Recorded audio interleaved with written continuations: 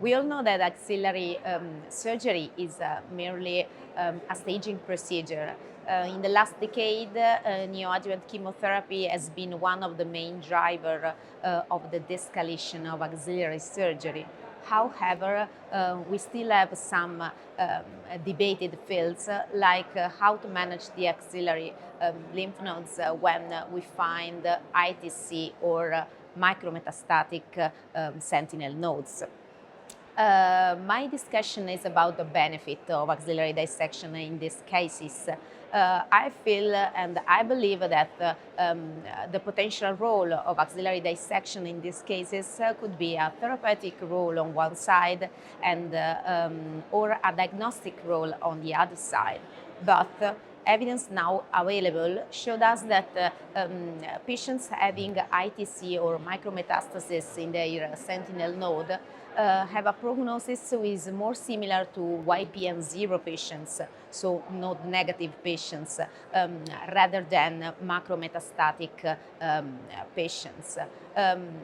Furthermore, from studies in the upfront surgery settings, we also know that radiotherapy could, in a way, replace the effect of axillary surgery. So, AMAROS trial, MINIMAX trial, and other ongoing trial, as well as the results of NSIBP-B51, showed us that nodal radiotherapy can make something more when axillary dissection is omitted.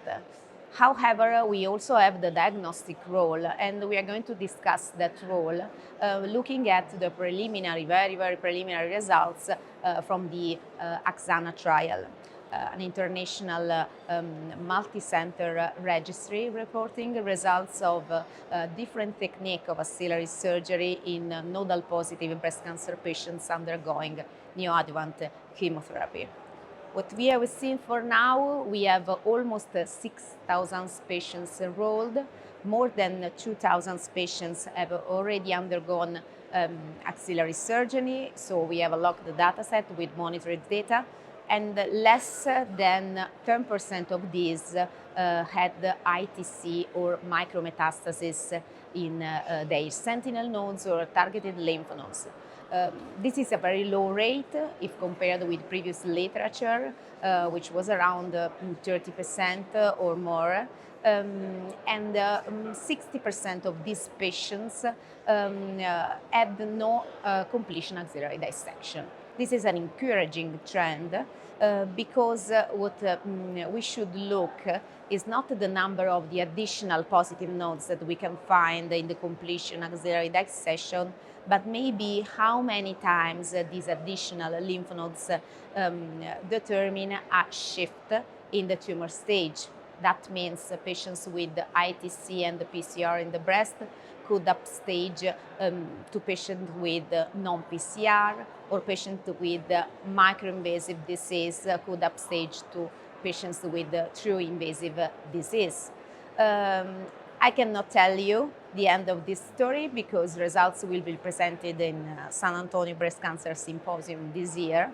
But of course, what we can say is that maybe completion axillary dissection in low residual tumor burden in the axilla could have a minimal diagnostic impact, and we should bear in mind this and select those patients for whom additional positive nodes could change the adjuvant pathway. So if we think that additional positive node could determine the indication for further adjuvant treatment, then maybe in that case axillary dissection could be still indicated.